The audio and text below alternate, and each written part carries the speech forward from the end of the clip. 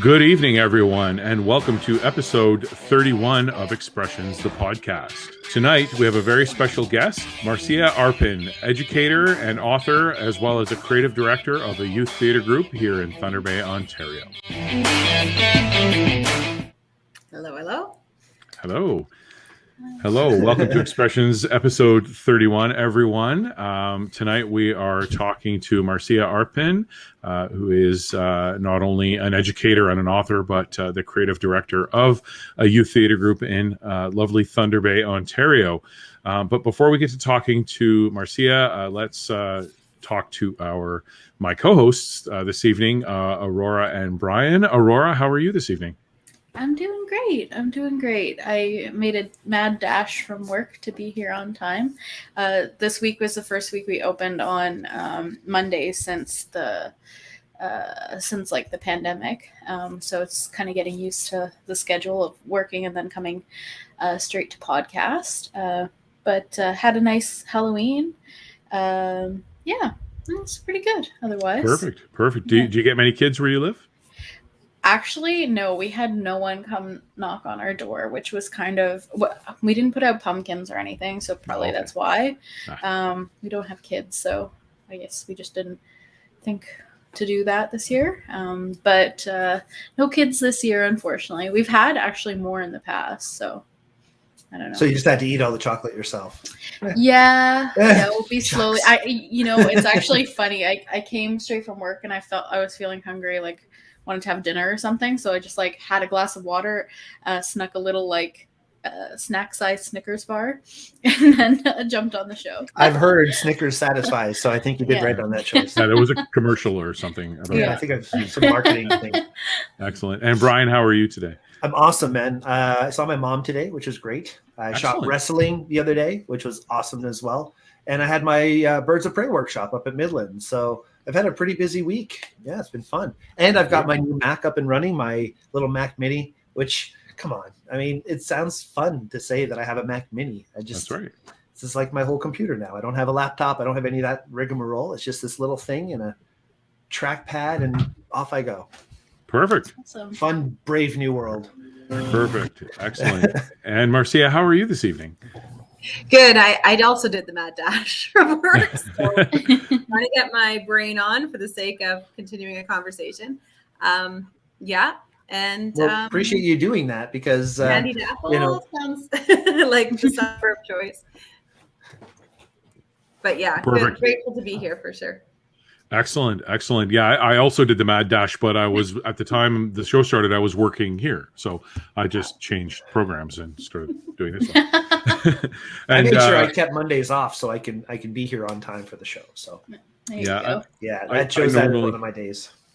I normally do work from home on Mondays, but today I did have meetings, and then I was running around and buttoning stuff up before the show, so that was fun. And Marcia, how did you guys fare for Halloween? Do you get a lot of kids where you are? Yeah. yeah, we did, but we were a little bit theatrical in the front yard, so we kind of drew in a crowd. Okay, that's fun. Yeah, it is. Do you have the animated stuff and all that, or is it? No, we didn't quite go to that place. Only because it's hard to keep up. It feels like people get more and more animated and blow up and 12 feet tall in the air.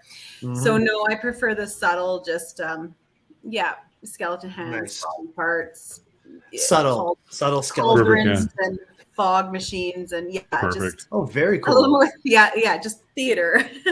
And the theater mix, set a love stage. It. Perfect. So had you have let me know before today, obviously, because yesterday was Halloween for our, this will be airing on November the 8th, but yesterday was Halloween. It's the 1st of November, and I could have come out with a camera and taken some nighttime pictures. That's always fun, since I missed the Northern Lights this weekend because it was raining on Saturday. And yes, I might be cleaned up by the time this airs, so hopefully. Yeah. Yes. Perfect. All right, excellent. So, Marcia, thank you very much for joining us this evening. I've wanted to talk to you for a little while, ever since ever since we started. Actually, there was a fellow that I think we all know, we're all familiar with on the show that you know quite well, Dan Lloyd, who was one of our early guests on the show.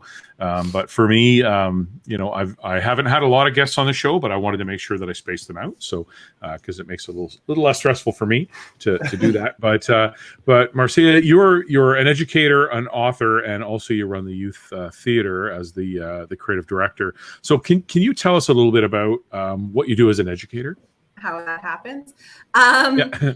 Well, I think for myself, and that probably will come up as we discuss creativity tonight, in that it was just evident right from the get-go that I was asked and encouraged to be creative my whole life. So there was always a stage per se. And then you just have to continue to reinvent that stage as you get older. So for me, what made most sense to my parents going to school was not to be an actress, but rather to be an early childhood educator. So I did the pragmatic, practical choice and went to school to be an educator first and foremost. And I guess because I had such a fulfilling career with children and certainly saw how at ease they are with not only just being themselves and being the temperament of which they are in the 2-3 years they've been on the planet to figure it all out, but also the creativity. And then, of course, you meet these children along the way and you wonder, where did that creativity go? And, in how many different ways it was discouraged rather than encouraged. So that kind of became my my detective work. I became more and more passionate about, that it wasn't that I was just born into creativity, and nor do I think anyone is, but rather it's a skill to be developed. Or on the other flip side, a skill that can be squished just as easily as perhaps my math skills or my science skills, right? I was told I wasn't good at math, therefore I just didn't develop them, and have been, compensating ever since with all of my other skills. So that became, and that's where my voice came as an author, is kind of just in the spirit of fostering creativity in young children. So it's all well and good to write about it. And then I found out very quickly, people don't read books the same way they used to. Shocking. So then I had to do the Marcia tour, which took me across Canada and then some, doing different workshops, conferences, keynotes, hands-on workshops, trying to prove really to adults the magic of childhood, how, being playful asks of you to brainstorm, to tap into creative skills was to think outside the box and be innovative. And so it took me to many interesting boardrooms and classrooms and what have you along the way. And then I really got bored of talking to adults. And it was time for me to go back to being with children, because I was really justifying and re-justifying to adults, what it was to hang out with children. And then I simply just missed them again. So I ended up back full circle in childcare, working with children under the age of 3 and being re-inspired, but recognizing too that for the sake of Thunder Bay, there was a void. And now at that time, having children the same age as those that I was teaching, and certainly those that I was advocating for in a lot of my writing, it was time to do something here in Thunder Bay for not only my children, but again, the age group that I was advocating for. So then came art workshops, and then came theater, and that's kind of been ever since.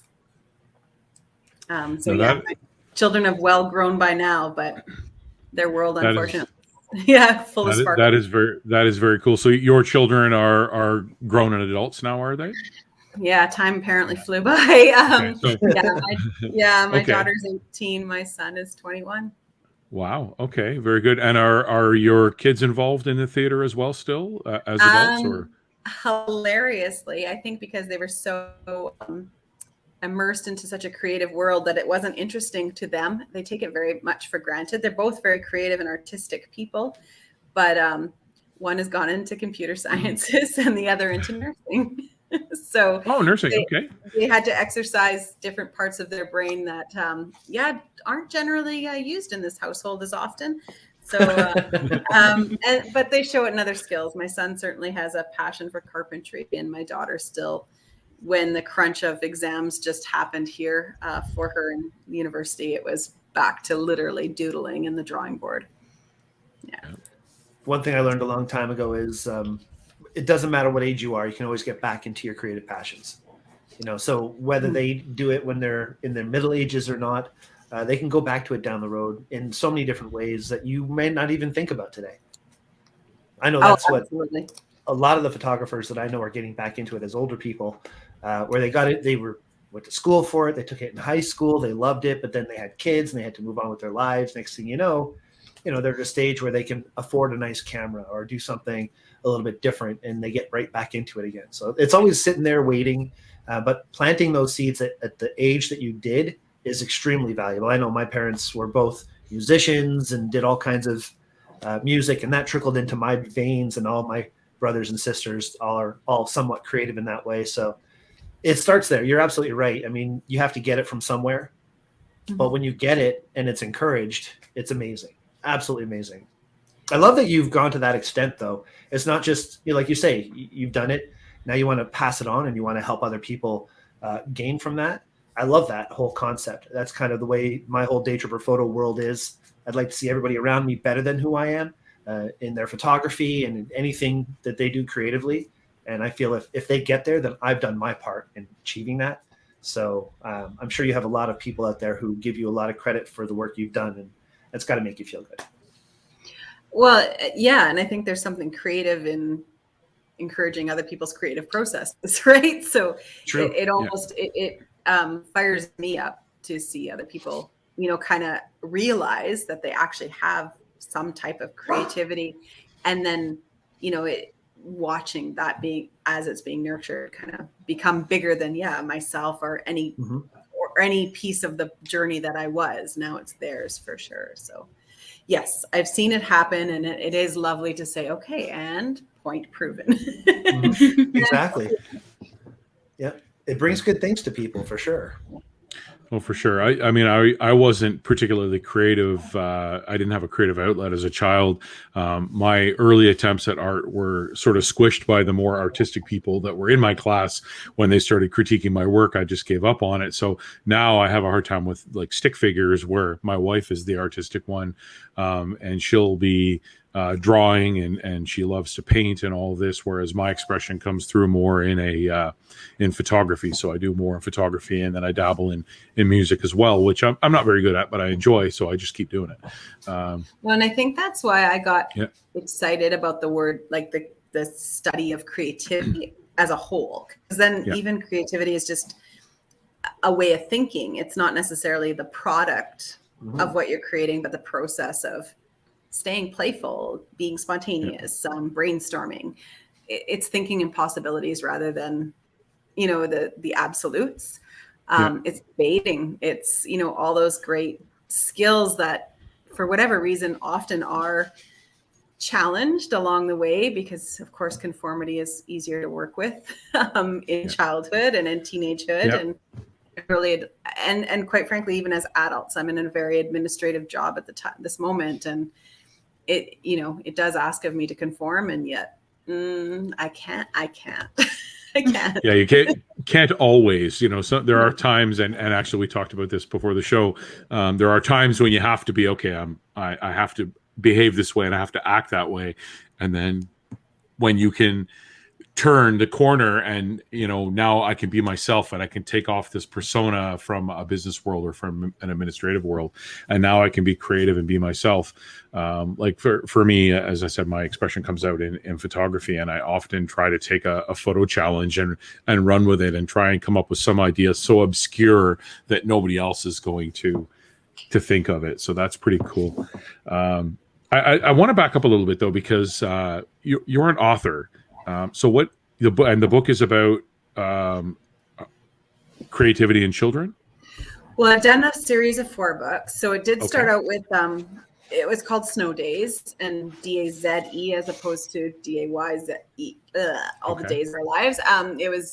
It was more that frenzy that days, and it was written as I experienced motherhood for the first time, and in Thunder Bay, which I might add, winter and snow days for that matter does last 10 months a year.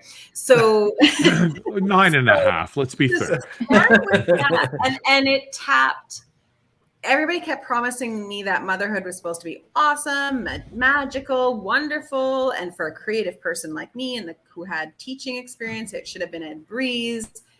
All these wonderful hallmark, card messages. It wasn't that at all. It was terrible, no good, stressful, sleep deprived. And my son and I just stared at each other, wondering when this magic euphoria was going to happen. So it became a series of sticky notes of how it is that he taught me to really appreciate and enjoy what was now my new role. So the book was really our activities, our day-to-day living, our discovery of play and what it was to play. And it wasn't, the formality of what I learned in the classroom. It was the everyday simple moments, like, hanging out and doing laundry together, and the learning that took place in that moment, as well as then, later on into the book, because it's divided, of course, into different chapters of curriculum, but the creativity that came of it too. So winter was quickly followed by spring, and then autumn and summer followed suit. And it really was just a catalyst for a bigger conversation. So the books, and it's still odd to say that, yes, I have published books or think of myself as an author, but I've always been a conversationalist. So it was a great platform. It was a great beginning to a bigger conversation, which was, these little humans are born with pretty much their own temperament, their own agenda, and there's no asking or forcing of them to do different than what they want to do that day. And as a parent, I certainly felt powerless. And it was truly the journey of that. And what was lovely is it did open the conversation and the opportunity to travel and meet different groups to really kind of hear their perspective along the way as well. Recognizing too, for boys, it was an interesting conversation to really be on a creative journey and allowing self-expression, emotional literacy along the way. And then, of course, to have a daughter and further that conversation. There were expectations of girls too. We were allowed to be creative, but, in the certain parameters as well. Right. So is the book purely your perspective, or is this a conversation with your children that you're having? Like, you're having your day and it's situations that happen between you and your children that you're putting into the book form, and is that how it worked?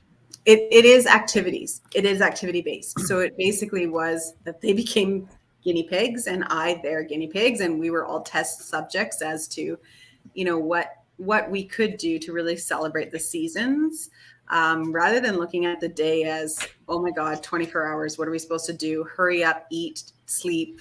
Mommy needs a nap. I need more coffee. Like, I got into the adult way of thinking of what should happen, as opposed to really just appreciating what could happen. So it is activity based. So it's basically, my child and I in the kitchen. What can we do? What can happen here to change the lens and make him an equal too? So, looking at, again, creative arts, how do I embrace the fact that he, opens up the Tupperware cupboard and there is a drum set waiting to happen, right? So allowing those possibilities for parents to recognize that they didn't have to be big and fancy or spend millions of dollars on, the best of Toys R Us, but rather it is those simple moments. It is that big puff of snow that was the best toy, or the infamous cardboard box lent the biggest possibilities. Simply being creative with what you have and embracing all those things. I love that.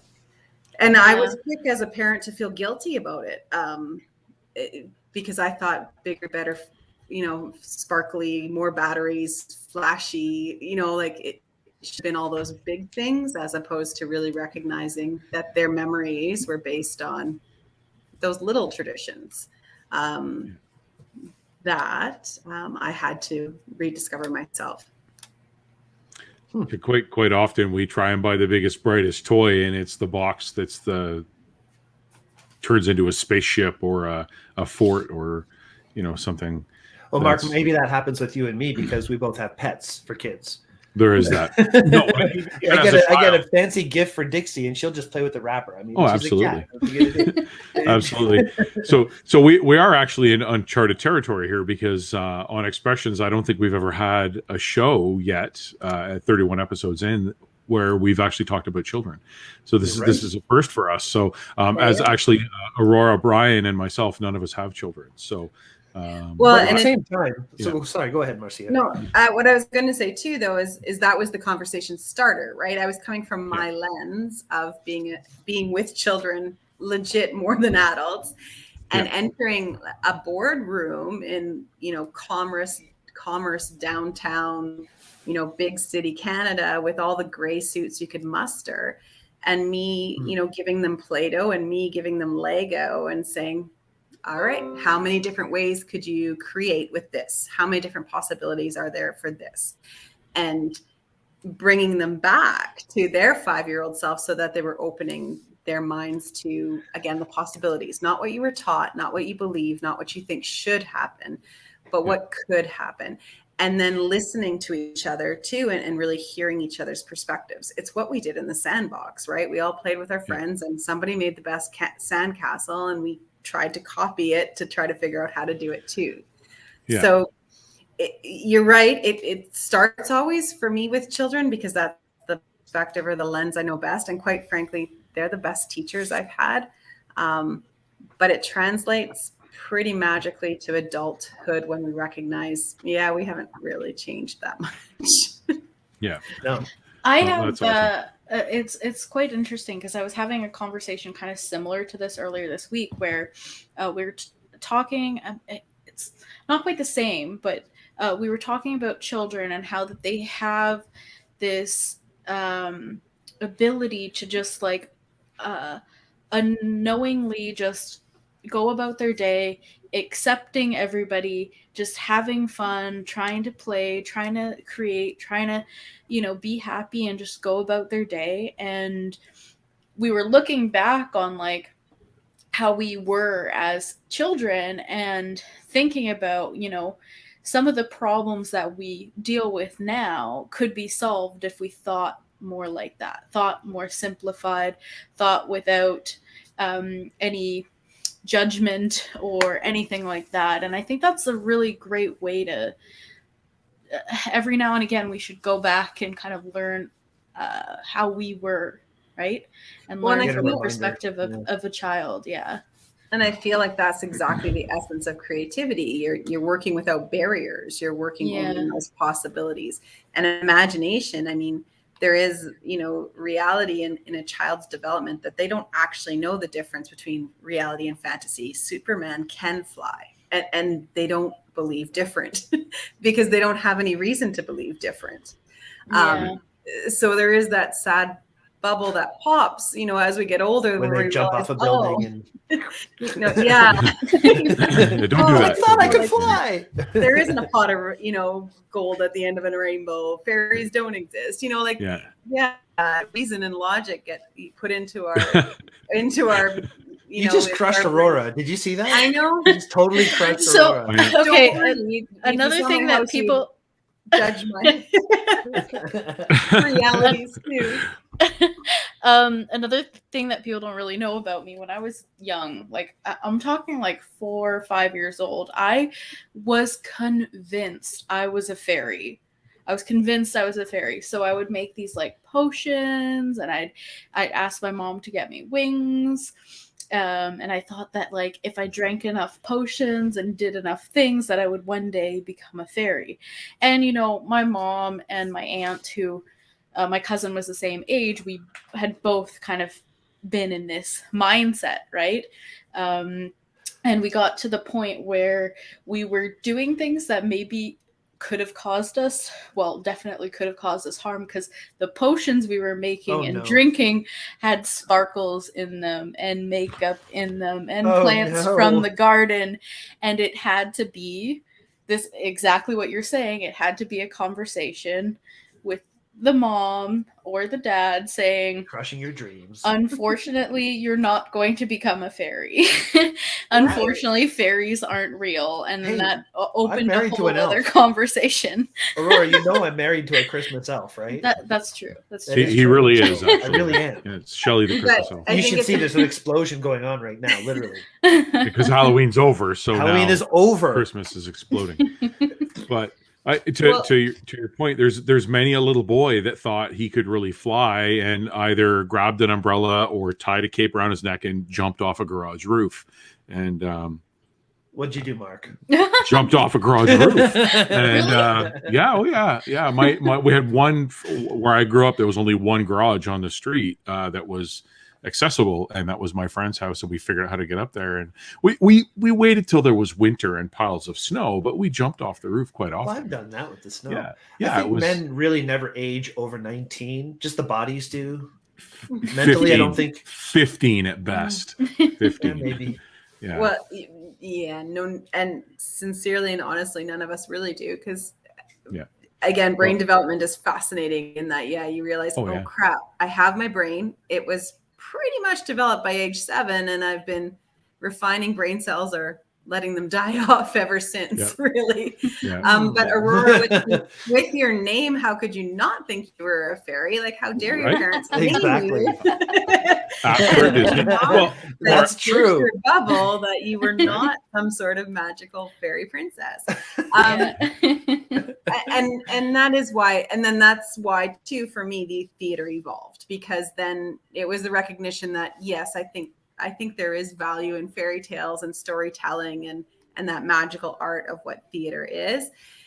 And then I was recognizing by then my emerging teenagers really needed, I didn't expect them to be Broadway. I didn't expect them to even be good. I just loved the idea that they had the courage to get on stage and be bold and allow for that vulnerable moment of, being part of a production. So that's kind of been the latest. So how do I balance the have-tos of, yes, what my administrative job is I go rebel into a rehearsal hall and allow these other kids to sort of, rebel along with me. So that was kind of the next step of this journey where, first it was putting it on paper, then it was putting it to a soapbox, and now I'm putting it on a stage.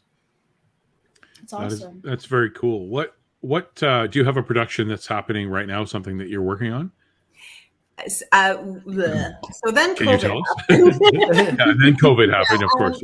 So here's where what's children COVID? This is where children are more resilient than I am. Is COVID happened, they kept playing, they kept looking for fairies, they kept flying.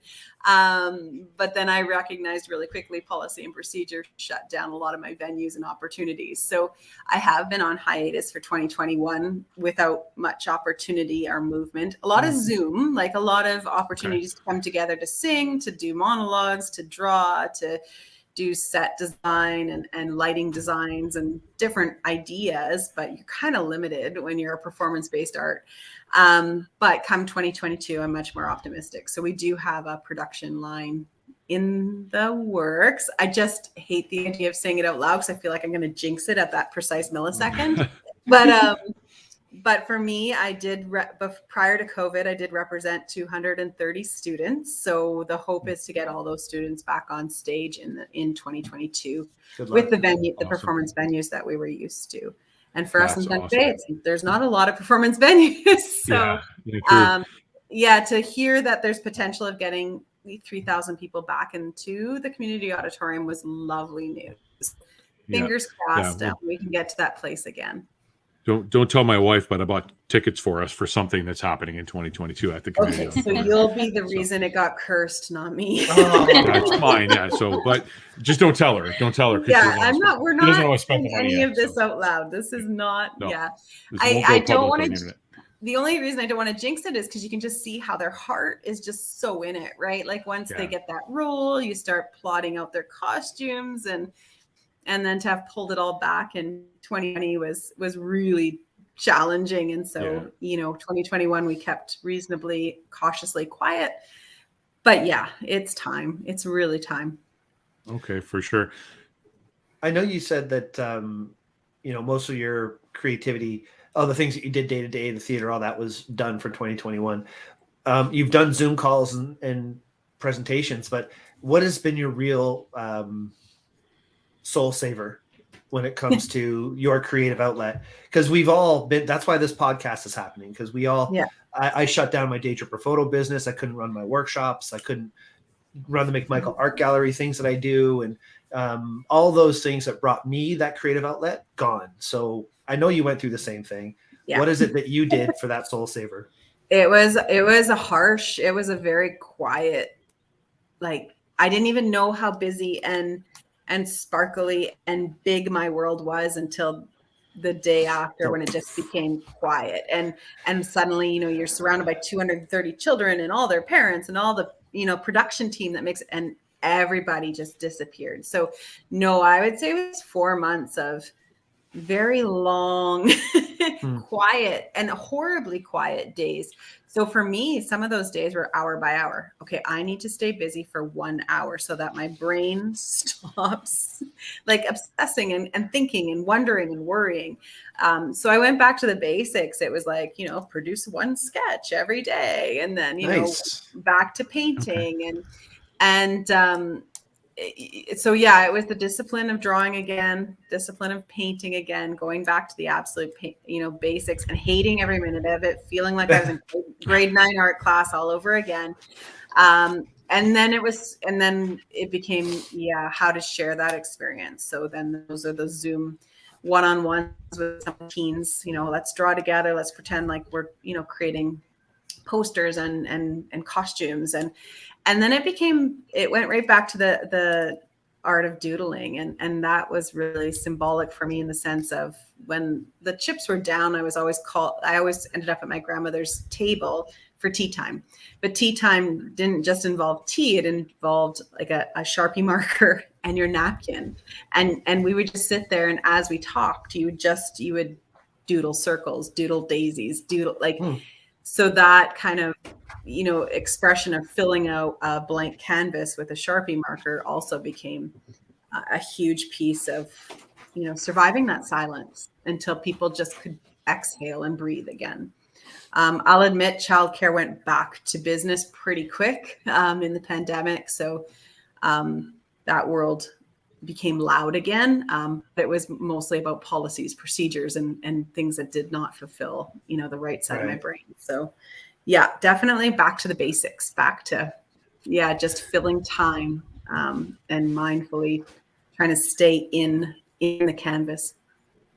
Mine was adult coloring. Shelley and I went to the store. We got adult coloring books and some nice colored pencils, and spent a lot of time doing adult color. I was very proud of them. I'd post them on my Instagram. Oh, for sure. And it was just to keep that busy creative brain idle. Yeah, I totally appreciate it. I did the opposite. Absolutely. I just created the doodle page so that you could have colored it for me. See, you are. That was fantastic. Yeah. Thank you for people like you. And mine was through photography. We started this podcast, and the first sort of assignment for us was self-portraiture. What was for me, the people in Southern Ontario, because I'm the only one in Thunder Bay. Aurora lives a short distance from Brian and Ryan, our host that couldn't be here this evening. So we had to do portraits of ourselves. So I ended up setting up a studio I call it Studio D. It's the dining room. So I set up a studio in there, and I did self-portraits. And then I think I was the first one to complete mine, if I'm not mistaken. And we had to wait for Aurora. I mean, things got a little out of hand, and there was nunchucks and prop guns and things. I got a lot bit silly, which was great. It was great therapy for me. And then so as great as I thought my portraits were, I sent them to Aurora, and she fixed them because they weren't that great. Aurora is a much better portrait processor than I am, and she did a fantastic. She actually made me look good, which I'm like, whoa, she did that. But it was awesome. It was something that kickstarted my creativity, and then as luck would have it, another round of the scavenger hunt showed up for the photography while I still have my studio set up in Studio D, and it's still there. So we don't use it. There's only 2 of us in the house, so so it's still a studio. But that's for me. That was through the pandemic. That's what kept me going, was the little bit of photography I was doing, and I baked a cake, for National Chocolate Cake Day. Why not, right? So. Awesome. All of those things. It's all about getting out and be a little bit silly and have a little bit of fun. I think the quote that I always comes to mind has come to mind several times while we've been talking is, we don't what is it? We don't grow up because we get old. We get old because we don't grow up, or something. I can't. I'll have to find the right quote. We'll find the quote. Yeah. We'll insert it. We don't stop playing because we get old. We get old because we stop playing. And I think that's the quote. It was stuck in somewhere. So it worked itself out. It would, yeah. That's my mind. It's all over the place. But no, I love that you're doing all of this with the kids and the theater. And the production. So now, every time I hear the word theater, it reminds me of a Mel Brooks skit. I'm sorry. The theater. As it should. I love it. I love it. Well, and look at how gracefully those people aged, right? Like they're still playful in who they are and what they represent. And absolutely. Till death.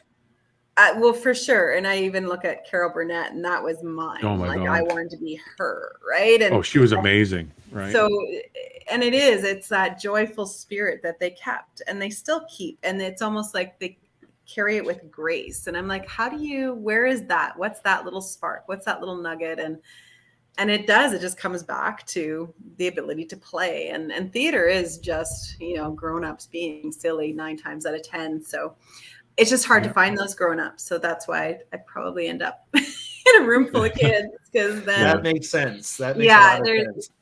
They are not a critique. They're not a critiqued audience. They don't care. They don't judge. And in fact, they encourage me to be that much sillier, that come right out of my comfort zone. Yeah. Yeah. As adults, we often, I don't, because I really don't care, but if we're silly, and then we're like, what does everybody think of me? But for me, I'm like, I'll be silly and people will laugh, and it doesn't matter. I'm like, hey, I made somebody laugh today. I'm good. So that's where I come from. But as adults, I think the biggest problem as adults is we take ourselves far too seriously. I think it's interesting, though, what age has to do with it, because it's like Marcia is saying, when you're younger, they don't stop. Like when I was Zebulon in Joseph and the Amazing Technicolor Dreamcoat, and I'm dancing around on stage, and I had a great time. I look at those photos now, and I'm just like, what was I thinking? Like, look what I was wearing and whatever. Yeah. But then now, I should say, 10 years ago, I felt that way. Now I look at those and I'm like, who cares? I'm at an age now where I am me no matter what, and I can't change me, and I've accepted that. And that creativity will come out. And if you don't like it, that's a you issue, not a me issue. And so you start off not caring, and then you go through this whole period of time where that's all that matters, is what people care or what people think. And you're so preoccupied, and there's all this anxiety about what other people are saying and judging.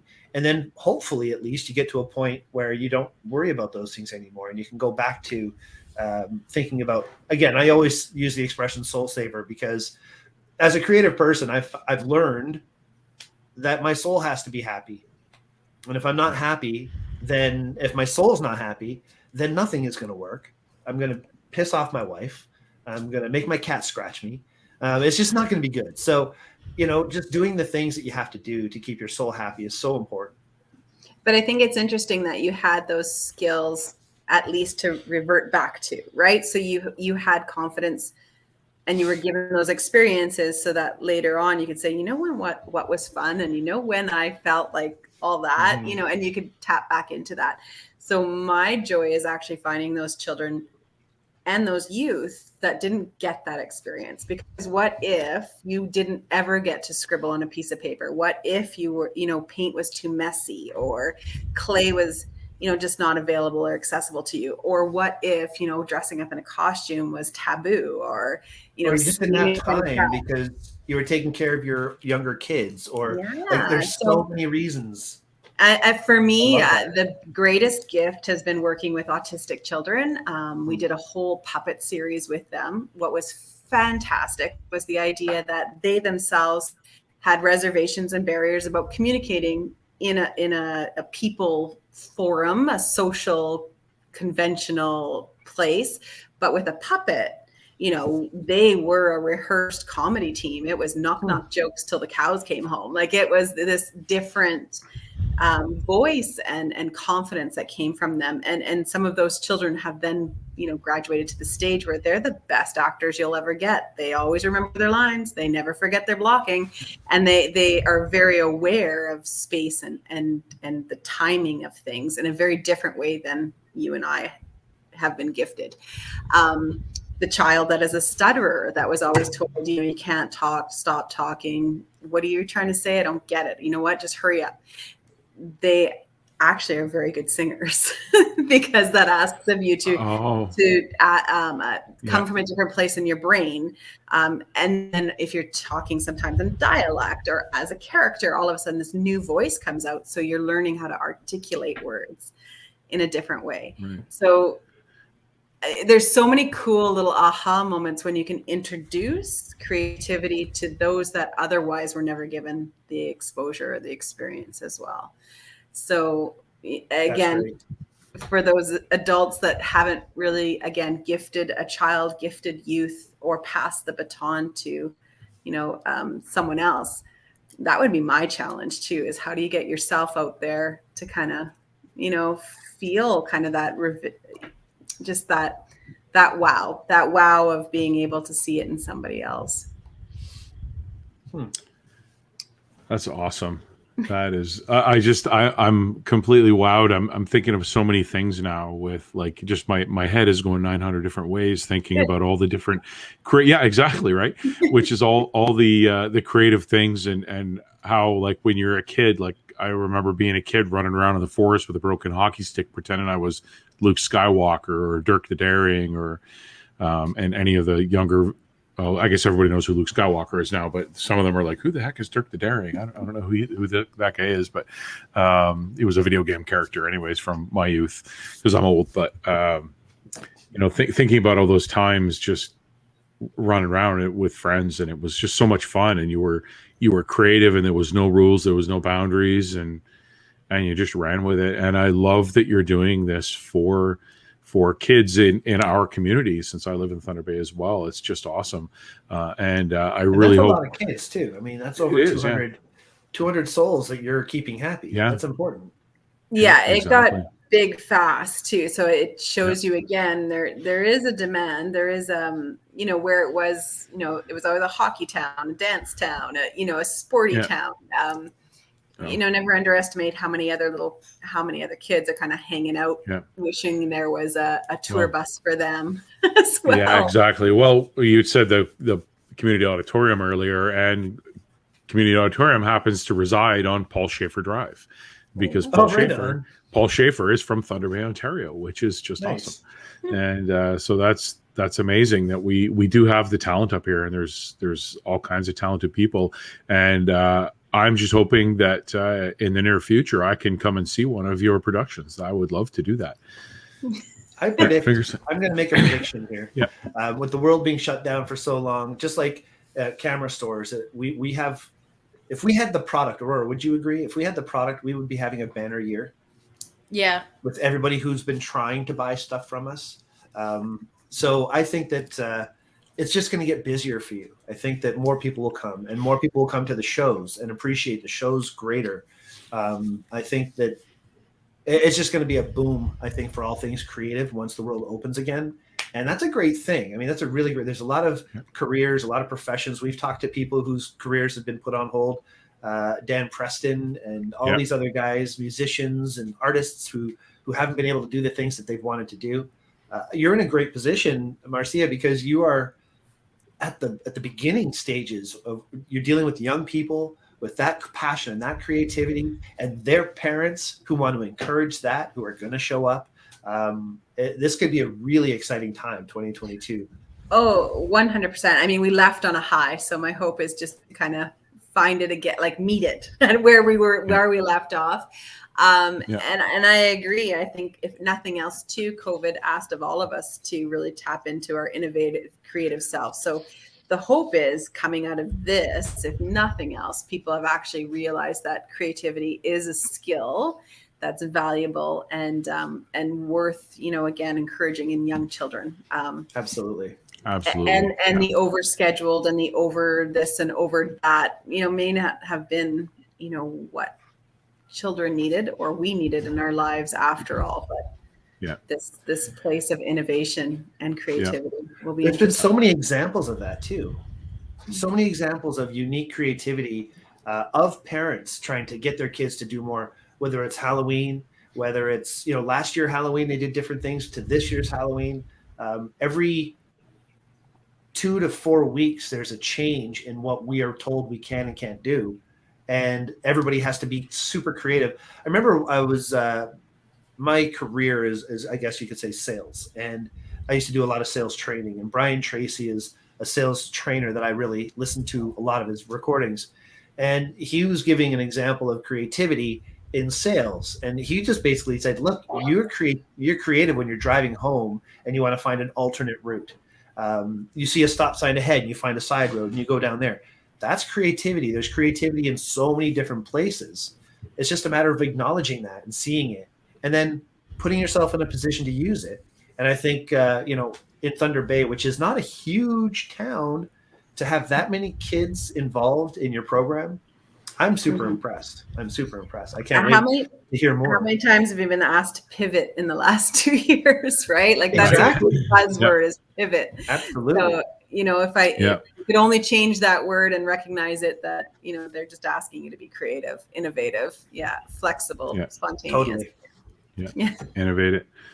All right, perfect. So we're coming up close to the end of our time. Aurora, Brian, do you have any more questions for Marcia?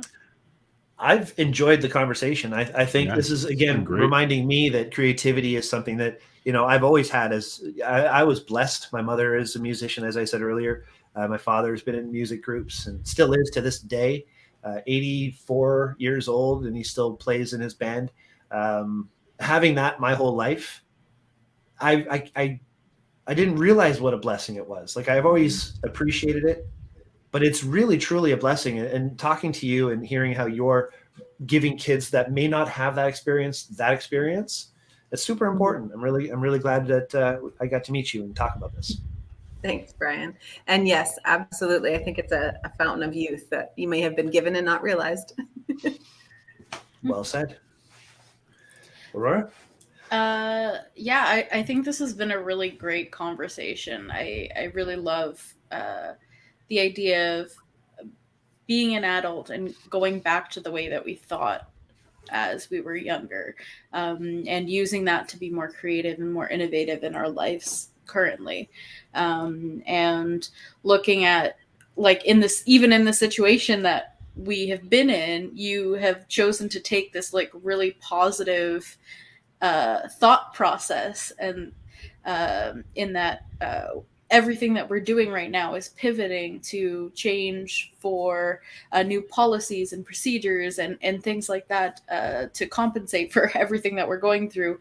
In that itself is being creative, and I think that's such a positive and great way to think about all of this. And I'm excited to hear what you have in the future coming up with these new productions and that kind of thing.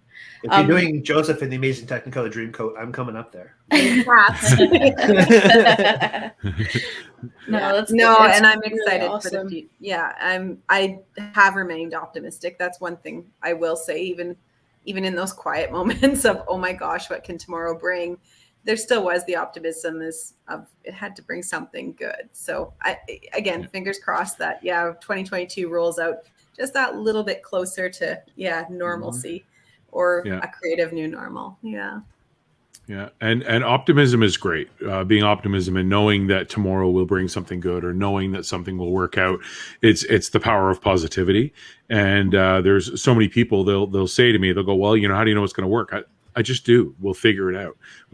Or to your point, don't know.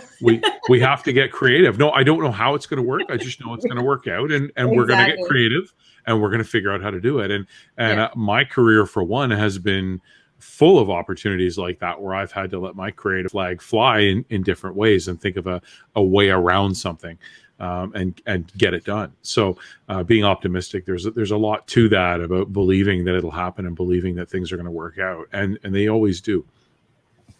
So that's awesome. Why you make fairy potions. See? There you go. Sparkle dust. That's actually that's what this is. This is Aurora's recipe. And that's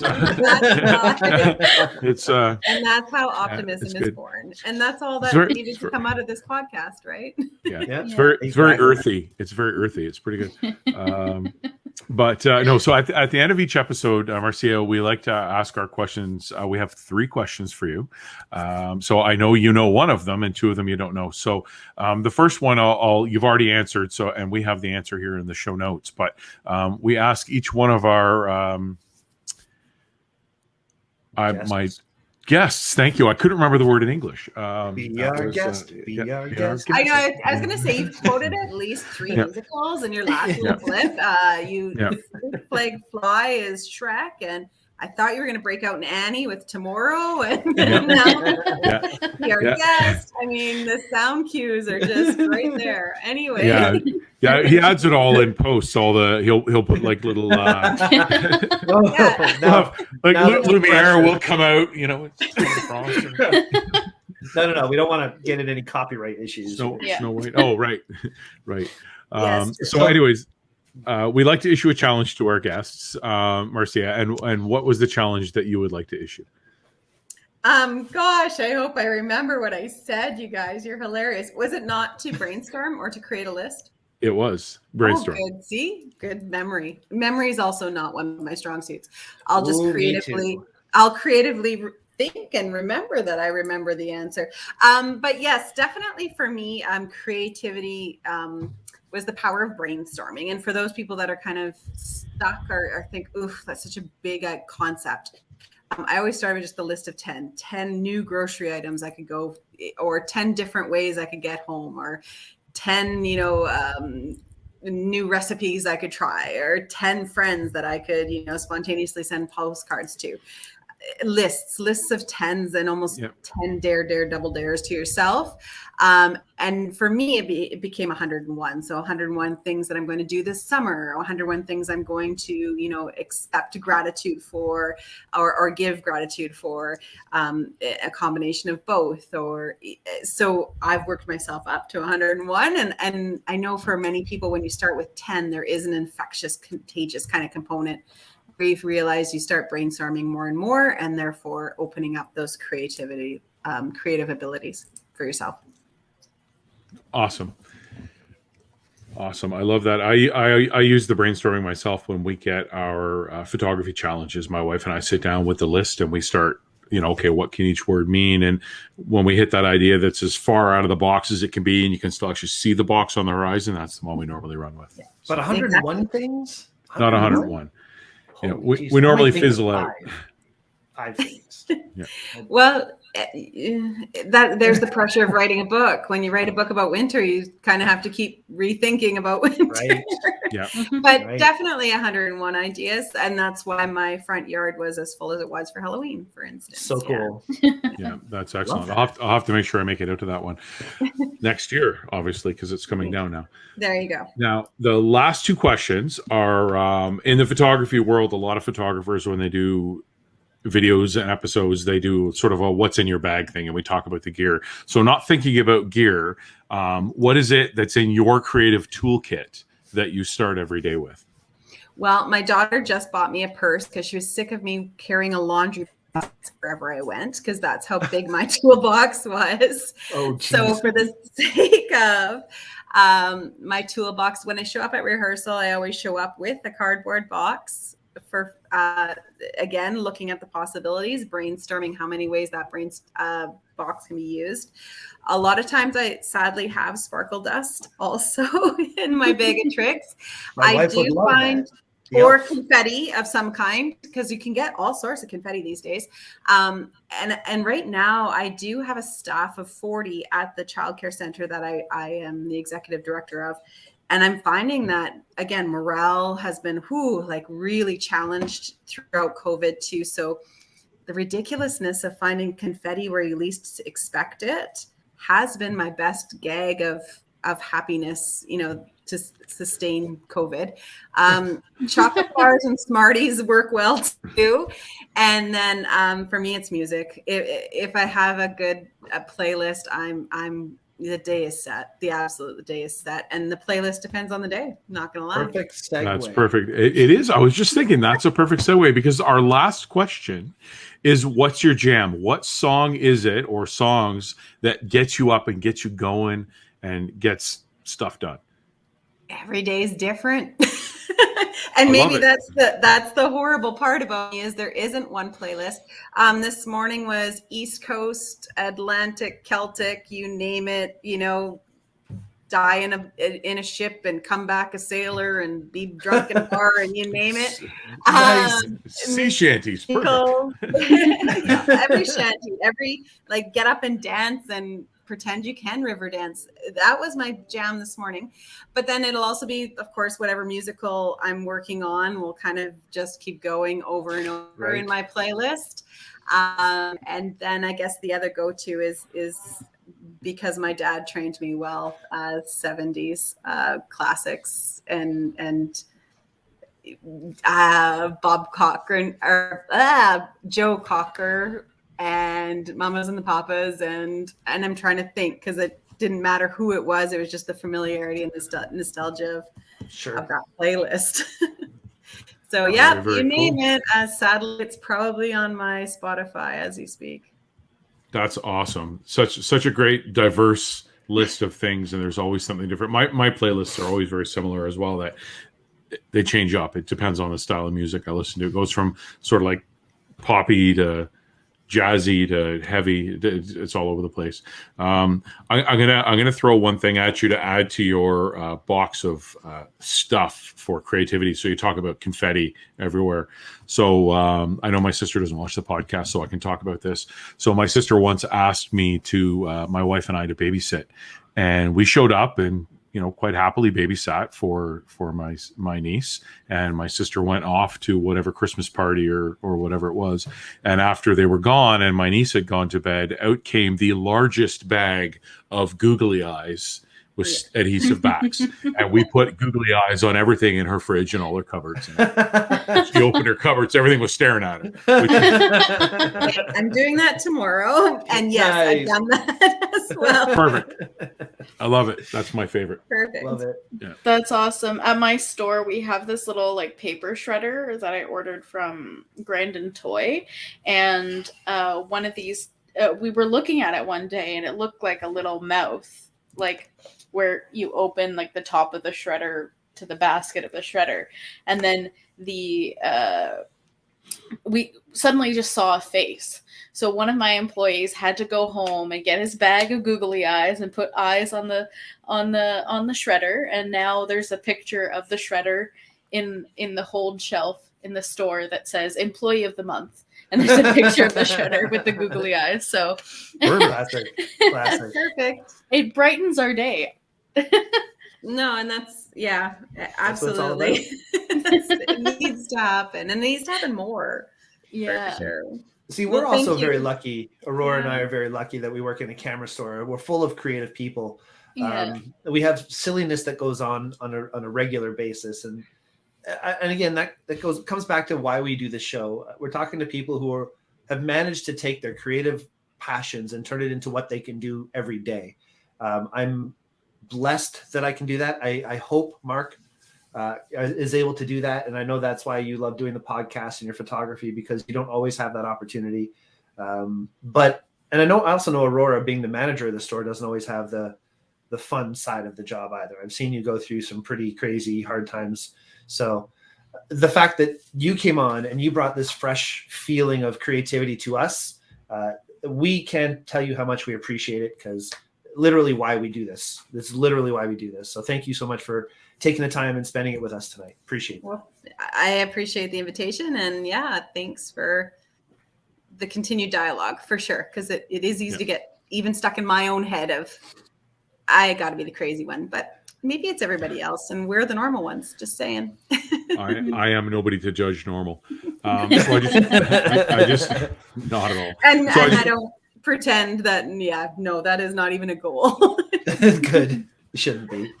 No. All right, perfect. So if any of our viewers or listeners want to see what Marcia is all about, if you go to the website All the Days, which is DAZE, like the book, .ca. So allthedays.ca, you'll find all the information about everything that Marcia does. She's got an online store there. I saw the book in there as well. So that's awesome if you'd like to pick up a copy of that. And I just want to say thank you.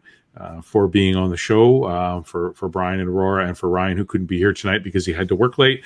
I appreciate you being here. It's been a great conversation. I've had a great time. Thanks again. Yeah, no, thank you very much. All right. Thanks very much. Good night, everyone.